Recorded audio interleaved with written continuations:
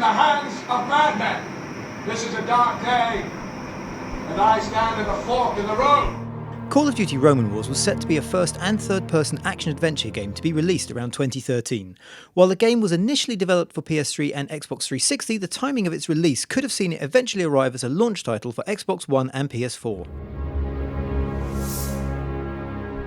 The game was in development around 2008 at Vicarious Visions, a developer Activision had bought out in 2005 and who now work mainly on the Skylander series. At the time, the success of the Call of Duty series prompted Activision to get experimental and the publisher put out a call for pitches. We're told that Activision gave some studios an opportunity to test their capabilities on the franchise and whoever had the winning idea would get to take on the IP. One of those was this very different idea. Roman Wars would have followed a soldier in Julius Caesar's 10th Legion, effectively the Spec Ops of its day. The game was ultimately never signed, and until now all people have seen is a leaked segment of an internal presentation. Having heard about Activision's call for pitches, Vicarious Visions assembled a small internal group called Fireteam to work on a prototype which our sources tell me initially started out as basically a new Call of Duty but with an overhead Marvel Ultimate Alliance 2 camera, which was the game the studio was working on at the time. As part of the game's development, Fireteam assembled this video mood board showing both cinematic and gaming references they wanted to hit.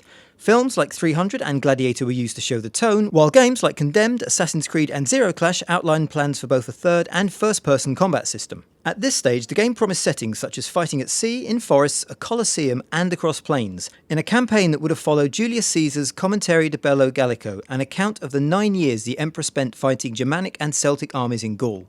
Like Call of Duty at the time, this would have involved a number of different perspectives from within the 10th Legion. The player would have taken on the role of officers and grunts, archers and cavalry, right the way up to Caesar himself as a commander.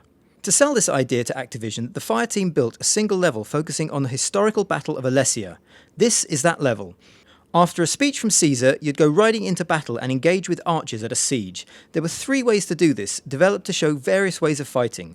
As well as directly engaging enemies, there was a siege tower you could use to return fire with arrows, catapults to command, and a rideable elephant, described as the game's tank. This would provide you with a mobile platform to take cover in and fight from while it trampled enemies underfoot. The level followed a single character called Titus Polo and was designed to show the various facets of gameplay such as a third and first-person combat system along with a range of weapons such as the sword and shield, spear, axe and other equipment like catapults, siege towers, rideable horses and of course the elephants. By this stage the game was using a shoulder-hugging Gears of War style camera, but the studio also developed another smaller section to show off some first-person combat. This would take place in a coliseum and was described as a sort of gladiator style. It demonstrated a fighting style modelled very heavily on the 2005 game Condemned: Criminal Origins. It used a system with a shield and a sword to block, parry and attack enemies and was described as a fun mechanic. There were even plans to include an ability to grab handfuls of sand and throw them in enemies' eyes to blind them.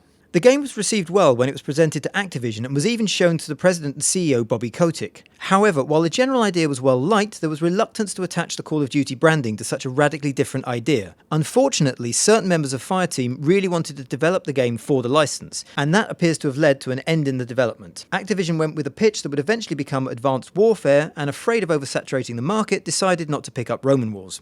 Would you have liked to see Call of Duty go in this direction? Let us know your thoughts in the comments below, and don't forget to subscribe for more gaming news, reviews, previews and features right here on GamesRadar Plus.